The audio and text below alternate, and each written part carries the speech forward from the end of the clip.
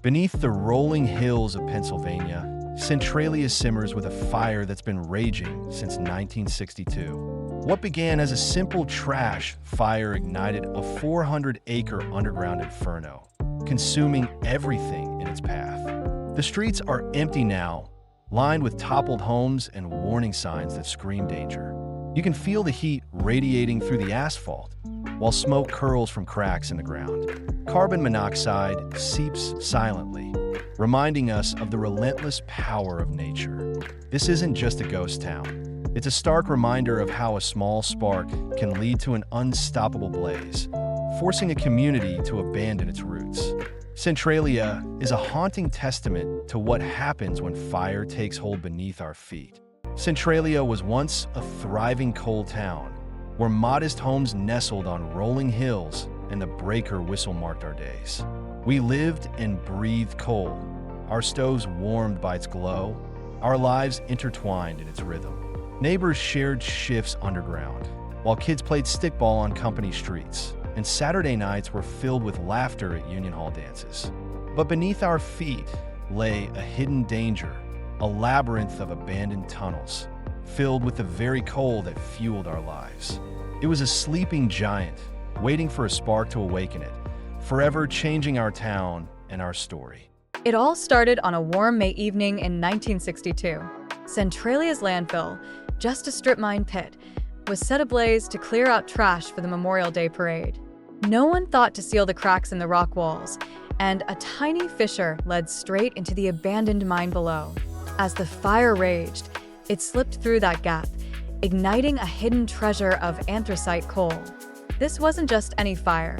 Coal burned slow and hot, far beyond what anyone expected.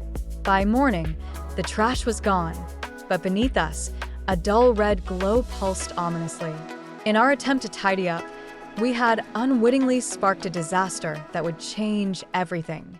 Imagine a fire that can't be extinguished with water, an underground coal fire that burns hotter than you can imagine. It's not just a blaze, it's a dragon lurking beneath the surface, with temperatures soaring past 1,000 degrees Fahrenheit. This fire creeps through a maze of tunnels, devouring coal seams as thick as a man's chest. Pouring water on it? Useless.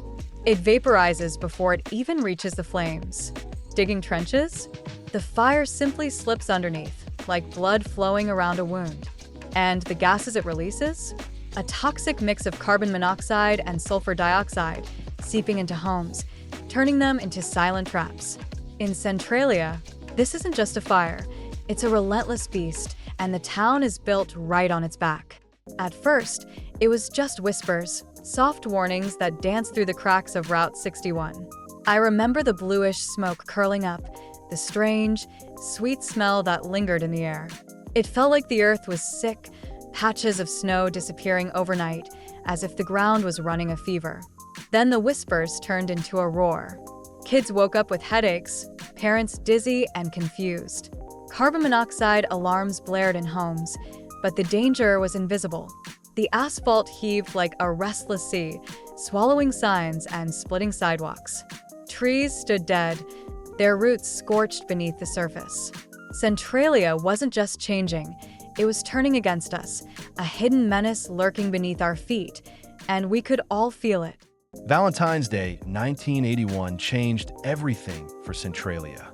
12-year-old Todd Domboski was just exploring his grandmother's yard when the ground opened up beneath him, swallowing him into a 150-foot deep pit of burning coal. Can you imagine?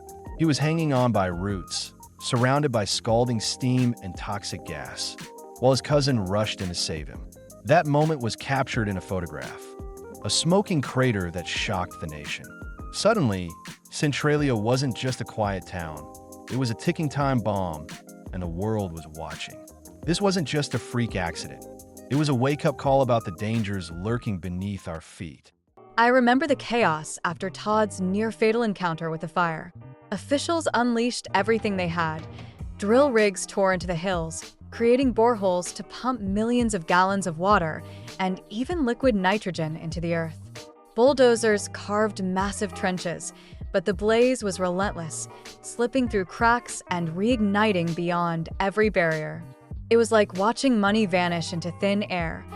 Tens of millions spent, yet the underground temperature soared. By the late 80s, it was clear Centralia was lost. The only option left was the hardest to accept: abandon the town and let the fire claim its territory.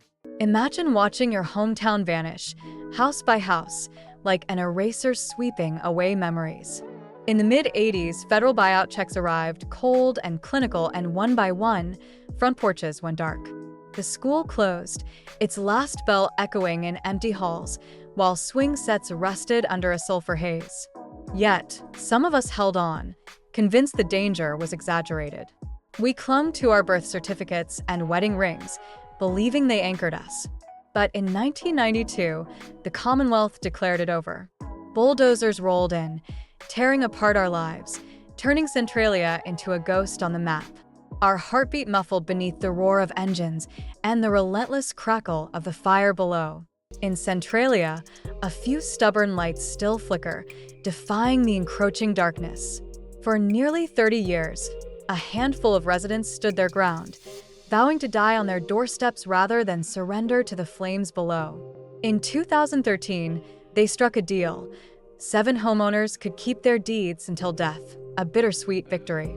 Today, just 5 remain, clinging to their homes atop a relentless mine fire. They mow lawns over crumbling streets and attend a church that still rings its bell, living with the knowledge that the earth beneath them burns hotter than a blast furnace. Centralia may be fading, but as long as those lights shine, it refuses to become a ghost town. Centralia, a name that echoes in the silence of a ghost town. Once vibrant, now just a memory, its zip code vanished in 2002. What remains? Grassy lots where homes stood, streets that lead to nowhere, and smoke seeping through cracks in the pavement. The infamous Graffiti Highway, once a canvas for thrill seekers, is now buried, a forgotten relic. But beneath it all, the real story simmers. A coal seam fire, burning for over 250 years, continues to creep through the earth, a relentless reminder of what was. Long after the last light fades, the heat will linger and steam will rise, whispering tales of a town lost to time. Centralia isn't just a lonely ghost town, it's a warning. Beneath the surface, coal seams around the world smolder silently, like the fiery labyrinth in Jharia, India, spewing smoke for over a century. In China's Xinjiang and Shaanxi coalfields, scarlet vents release toxic fumes, while Australia's Burning Mountain has been ablaze for 6,000 years. These hidden infernos poison our air, create sinkholes, and force families to flee, leaving only memories behind. Centralia's tragedy shows how one careless spark can ignite a disaster that lasts for generations. If we ignore this lesson, how many more towns will fade into smoke?